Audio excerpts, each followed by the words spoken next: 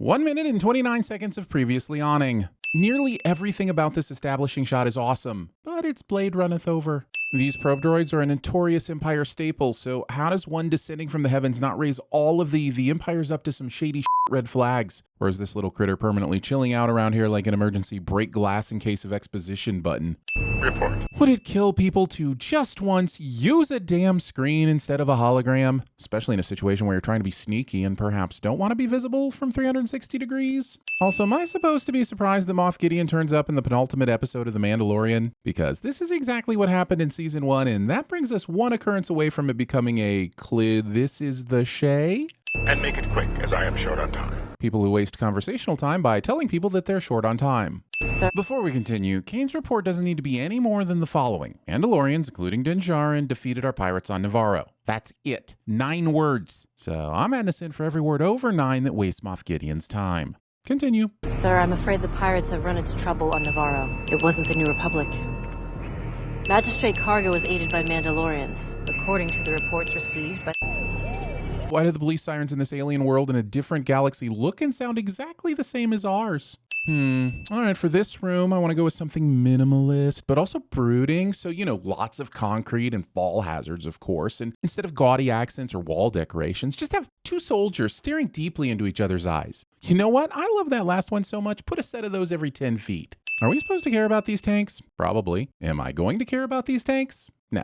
The New Republic is vulnerable, but we must be cautious and show no sign of our true strength. We now bring you to the expositional hologram argument already in progress. Grand Admiral Thrawn's return. Did you hear that? That was the sound of a million geeks nerdgasming all at once. And on behalf of all of us, here's a sin for the unwelcome cleanup operation we have to embark upon. And provide Commandant Hux enough time. Oh, mustn't forget to name drop the dude that's the father of the other dude that's being played by the brother of the dude that played the other dude, is how I imagine this scene was written.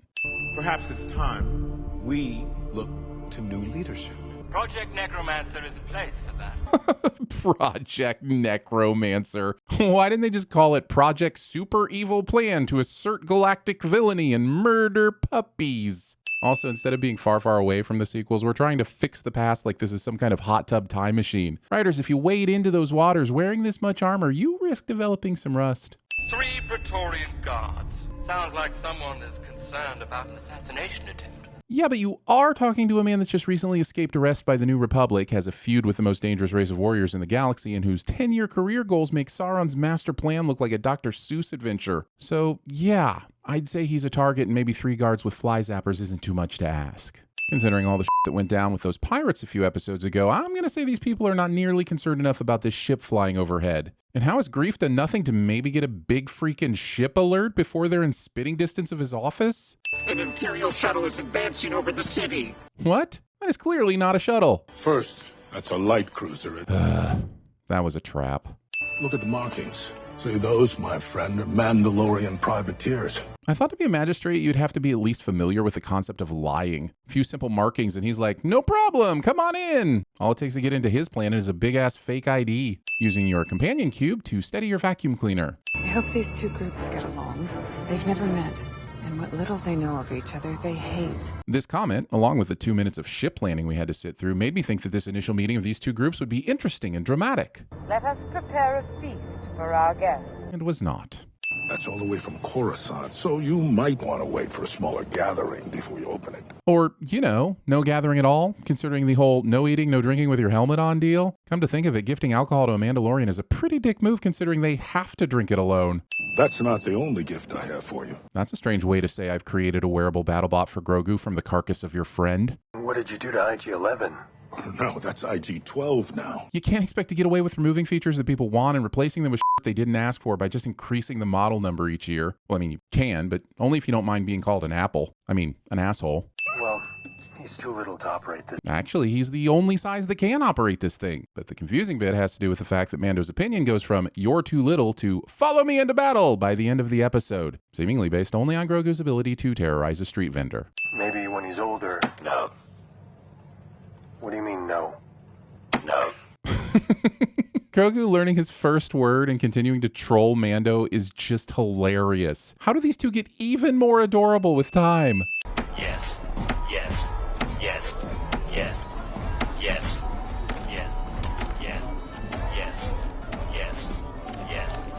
Yes. Yes. This isn't working for me. Your apprentice puppeteering the husk of the planet's savior to steal fruit? I should hope so. And why are we being forced to watch this instead of what's going on with the two groups of Mandalorians that hate each other's guts? Mandalorians, it is time to retake our homeworld. Is she going to do a rousing halftime speech? I mean, it'll get us in for being a cliche, but I do love me a good rousing halftime speech. The remaining magnetic interference has made it impossible to scan the surface from above atmosphere, which is why I'm proposing that we leave Navarro and move the fleet into orbit above Mandalore. False alarm. Just your standard expositions then. Also, you don't know what's on the planet, yet you're going to park your entire fleet above it? I'm no expert in military strategy, but it seems like there might be one or two situations where that's a bad idea. Like, I don't know, maybe it's a trap? I need volunteers from both tribes. Writers make us suffer through the required hesitation until our brave and selfless Mando finally stands up and volunteers, thereby unlocking the logarithmic growth curve of volunteering until we're all standing on our desks. And not a single one of these assholes says, "Oh, Captain, my Captain." I will go. Grogu as well. I don't think Mando understands how volunteering works. Also, sometimes Mando wants to protect Grogu, and other times it's just like he wants to put him in harm's way. I mean, I'm fine with either. I just wish it made sense for the character and not just the story. Once everyone agrees to join the Journey to the Center of Mandalore expedition, we have just over 5 minutes of departing, transiting, arriving, sitting, falling, and ordering before anything vaguely new or interesting happens. Yes, the fleet and the ODSTing look cool, but could we have also had some conversational meat on the bone between these opposing factions? We'll lose comms shortly. And conveniently. We'll survey the surface until we find the forge and create a safety zone. Does this require you to subject us to more footage of Mandalorians getting their 10,000 steps in? Because you said Magnetic interference has made it impossible to scan the surface from above atmosphere. and now we don't know what's preventing you from using your space plane to scan the surface from a lower altitude. This barge of badassery thing is f***ing cool. Can't wait to see many adventures with this awesome... It's not going to make it to the end of the episode, is it? They punished us as a warning to the whole galaxy because we refused to surrender. That's not true.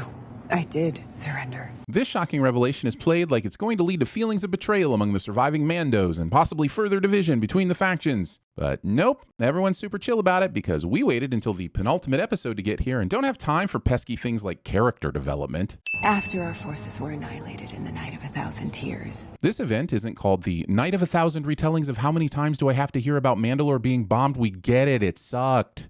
Also, 1,000 sounds like a lot, but it really isn't when you put it in terms of tears. 2 tear ducts per person means 500 people at most cried over this tragedy, and that's assuming they only shed 1 tear from each eye. Those of you who are well enough can join us in the search for the Great Forge. We can do better than that. We can bring you there. All right, finally some excitement. Hoist the topsails, batten down the hatches, and other boating terms. Let's go! Damn it! Should I step in? Neither side can step in. Which is something Mando should know, but conveniently doesn't. And something the audience doesn't know, but could have figured out from context clues. No. This welcome break in the monotony of boat life is tainted by the confusing physics aboard this vessel that allowed Axe to be attacking from the port side in this shot, then starboard side in this shot, then back to the port side in this shot. You taught your apprentice well. You didn't learn that from me. This response to Grogu stopping the fight is super confusing coming from the person who a moment ago said, Neither side can step in. so is Grogu's lack of creed some sort of bureaucratic loophole, or did he just out himself as a spy? Either way, everyone's being okay with this seems like some convoluted bullshit. I guess this ship has been returning to the fleet for the past 3 minutes, and that's important to us for reasons other than this discount interstellar shot, but we won't find that out in this episode, so in the end this is just more waiting for something to happen during this very exciting retaking of Mandalore. There! On the starboard bow! I do have to wonder what the point of a spotter is if the plan post-spotting is to just plow forward with no attempt at course correction directly into the thing that they tell you they've spotted. Did someone on the writing team not want them to have the cool boat anymore? Because otherwise this doesn't feel like the big deal it should be. We have no idea how many Mandos were injured, and it turns out they abandoned ship at a pretty ideal place to continue to the forge on foot. At least that'll be the only pointless sacrifice of this episode. We're not far. We need to go further down. Making us momentarily believe this might be a major setback, only to reveal that the creature just helped them get off at the right exit. The momentary coolness of this idea quickly faded once I realized the big reveal of everyone having Mandalorian armor just makes this your typical same versus same matchup. There's a split in the ceiling there. I'll lay down cover. Now, I'm no Mandalorian, nor have I fought in anything scarier than a pillow fight, but I've seen this cliche enough to know that covering fire works by you laying down a ton of fire, which causes the enemy to hide and in turn provides a small window of time for your buddy to do what they need to do. This was mainly Axe watching Paz kill people. These Beskar-laden jump troopers suck a little less at shooting than the normal ones. It's as if Star Wars is trying to blame stormtrooper aim on the fact that their helmets didn't have this split down the front, a feature that I thought was only there for increased visibility during urination. This individual appears to have been committed to walking backwards off of this ledge before they were even shot. Also, this individual has a jetpack, as does this one. This rocket man flying right into this clothesline may be the first ever example of stormtrooper piloting. Instead of attacking or defending, this guy uses his face to blaster style because they trained him wrong on purpose as a joke. Okay, kid. You've got to keep up. But why is he even here though? No other Mandalorians brought foundlings on this field trip. This completely unnecessary jump shot. Moff Gideon makes his sexy boy WrestleMania entrance, and I believe we're supposed to be impressed that they've added rockets to a Darth Vader. We're not, but we might have been had they not already added rockets to everyone else. I have created the next generation Dark Trooper suit, forged from Beskar alloy. Does he need to exposit about how the Empire's just getting around to making armor out of a metal alloy instead of a PVC pipe? Probably not. And the most impressive improvement is that it has me in it. Saying this instead of showing us an actual upgrade. Holovids or it didn't happen, Moff. We cut to Grogu just in time to remember Mando's bad parenting and acknowledge that he came all the way down here in a mech suit to do absolutely nothing. Wrap them up in as much pretty packaging as you like, but stormtroopers will still just blindly run into the oncoming fire instead of using any kind of cover or advantage when the story needs them to. Go! There are too many. Paz will then kill every one of these Storm DeLoreans on his own. So, no, there aren't too many. Also, I guess no adventure would be complete without the needless sacrifice of a fairly well-liked ancillary character. This one feels especially needless considering everyone's already escaped, and if the jump troopers want to pursue, they'd have to pass through a nasty bottleneck. Look, if you've got a martyr boner, then just say so, but don't make it out like this was your only option. These individuals have jetpacks. The Praetorian Guards show up just after the battle to make sure that no one ever finds out how wrong Paz was about the number of jump troopers. Episode contained very few spies. Or so we think. Dun dun dun!